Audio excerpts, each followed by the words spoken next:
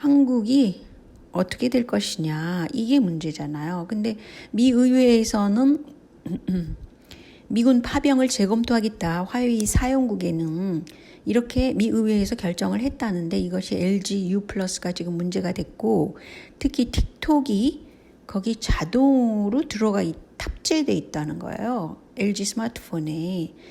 이거는 뭐 지금 롤러폰으로 두각을 나타내는 LG가 과연 이렇게 해서 그 소위 그 자본주의 시장에, 특히 한국에 이것이 그냥 용인될 수 있을까?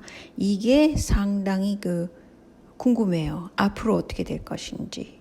그래서 LG는 원래 구시잖아요. 그렇기 때문에 굉장히 중국과 연계가 있을 수 있다고 생각을 했는데, 아무튼 그건 그렇고 이 LG U+가 문제가 될 거라는 것이죠. 그리고 또 한 가지 문제가 심각한 것은, 제가 이제 삼극회에 대해서 계속 방송하는 분이 있어요. 유튜버에. 그래서 뭐 많은 자료를 얻긴 했는데, 그 중에서 눈에 띄는 것이 바로 그 성균관대 행정학 교수라는 이숙종이라는 사람입니다. 이 사람이 동아시아 연구원 원장이라고 그래요. 그러니까 삼극회 밑에 이런 게 있는 거예요. 아시아 삼극회는 일본이 회장이고 그 다음이 홍석현이고 뭐 이런 식으로 돼 있더라고요. 그런데 이재용 씨도 이상하게 그 서울대에서 동아시아 학 같은 것을 연구를 했잖아요. 그러니까 이 국사의 개념이 없는 것입니다. 국가의 개념이 없고 그냥 동아시아 통째로 머릿속에 들어가 있는 사람들이에요. 그래서 성균관대는 삼성하고 연관돼 있고, 이 사람이 동아시아 연구원장이면서 삼국회에 들어가 있다니까 한국의 역사의 초점이 한국학에 가 있지 않는 거예요. 그리고 중국 중심의 그런 쪽으로 많이 가 있다는 것입니다. 이게 얼마나 심각하고, 또 일본 쪽 시각도 많이 들어가 있는 거예요. 그 박물관 원장이나 뭐 이병도 이후에 계속 연결되는 그 서울대 사학과의 주류라고 하는 이런 사람들이 큰 문제가 되는 것입니다. 어디에 문제가 되냐면, 한국이라는 대한민국이라는 것이 이제 사라지게 될 수도 있어요. 이렇게 되면 지금 흘러가고 있는 방향을 좀 보세요. 그런데 거기 탑에 있는 사람이 그 삼극회에 있는 사람이 지금 미디어도 장악하고 있고 뭐 다 장악하고 있잖아요. 그런 상황에서 그 동아시아를 중심으로 한다는 것은 한국학이 그만큼 한국학적인 초점이 지금 사라지게 생겼다는 것이죠. 아주 심각한 것입니다. 이것은. 그래서 시간이 있어서 제가 2개로 나눠서 올려야 되는 상황입니다. 그런데 시간이 조금 있으니까 지금 뭐부터 볼까요? 이분은 지금 25일째 병원에 있다는 게 거의 30일째 병원에 있을 거예요. 근데 이거는 MB가 특혜를 얻는 건 확실합니다. 왜 박근혜 전 대통령은 그냥 구류 속에 집어넣고 이 사람은 병원에 있을 수 있을까? 그리고 요새 서울시장 후보로 이 MB계가 상당히 많이, 오세훈 씨나 뭐 이런 사람들 눈에 띄고, 그런 것이 조금 의아스러운 면이 있습니다. 왜 이렇게 차이를 둬야 되는가? 그렇지 않겠어요? 그리고 제가 전에 한번 이거 올린 적이 있는데, 작년이 아니죠. 2019년 12월 달에 헝가리에서 저출산 방지 결혼 유인 책을 썼는데 대박이 났다 그래요. 혼인을 하면 4천만 원을 빌려주고 애 3명을 가지면 전액 탕감을 시킨다. 4천만 원을 그냥 빚이 아니다, 이런 거죠. 첫 출산을 하면 이자가 없어지고 그래서 혼인 건수가 40년 만에 최고라고 그럽니다. 근데 한국은 이렇게 돈을 풀어서 쓰는 정책을 보더라도 상당히 일괄적으로 해버려요. 근데 선진국일수록 일괄성은 없는 것입니다. 굉장히 촘촘하게.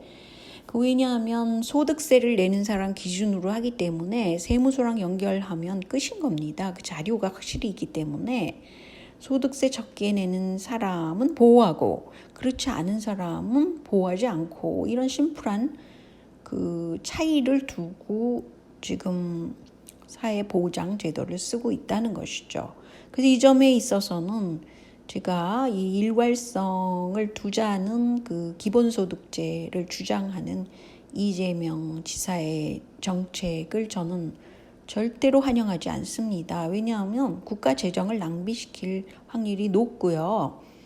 그리고 사람의 심리가 돈을 풀어서 한다는 것은 선거 때마다 풀게 되면 그게 뭡니까? 그게 돈으로 하는 정치지 이게 민주정치라고 할 수 없는 거잖아요.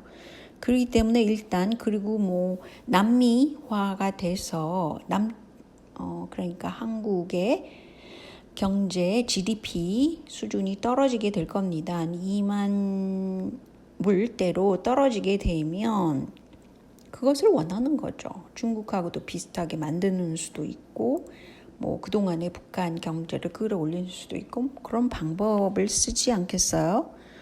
어쨌든 현재로서는 그 무차별적으로 돈 풀기는 굉장히 반대를 합니다. 저는. 그리고 지금 일본은 PCR 검사 하는 거 있잖아요. 코를 뚫어가지고 가는 거 저도 해봤는데 너무 위험하다고 저는 생각했어요. 그게 위험하기도 하고 도대체 이게 무슨 짓인가 싶고요. 굉장히 어렵사리 그 검사를 하거든요. 근데 일본은 타액 채취법을 해서 침으로 뱉어서 한다 그럽니다. 이것은 일본에 사시는 분이 이렇게 설명을 해주는 것이에요. 왜 쉬운 방법을 놔두고 구잡히 어려운 방법을 쓰는가? 그것은 PCR 검사법 자체가 그게 어떤 패턴트에 들어가 있고 그게 대자본력과 연관이 돼 있다는 것이죠. 그걸 많이 할수록 얼만큼의 지불을 또 해야 된다는 것이죠. 그리고 이 나경원 씨와 진중권 씨가 이렇게 친한 관계인지 몰랐네요. 근데 요새 들어서 홍석현 씨는 그 나경원도 상극회에 들어있더라고요. 근데 이 사람을 엄청 밀어주고 있어요. 그런데 이 나경원 씨가 진중권 씨네 집에 들러가지고 커피 한 잔을 했다는 겁니다. 웃기죠? 근데 전에 편을 들어준 적이 있대요. 나경원 편을 진중권이 들어줬답니다. 그래서 고마워서 인사차 들렀답니다. 물론 이렇게 스피커들을 잘 관리를 해야 되겠지만 이거는 진짜 생각지 못한 일이죠. 어떻게 보면 진중권 씨가 그 유시민과 친했잖아요. 그랬으니까 속사정은 모르는 거죠. 오히려는 그 지금 국민의 힘 이거를 밀어주고 있잖아요. 홍석현 씨가. 그래서 어떻게 하면 성땡땡자 법을 통과시킬까 이걸 하는데 그거의 일환이 아닌가 이런 생각도 드네요. 제가 추측할 만하잖아요. 이런 정도의 말도 안 되는 일이 벌어진 것이. 그리고 제가 중요한 것을 하나 발견을 했는데 그거는 뭐냐면요. 바로 이거예요.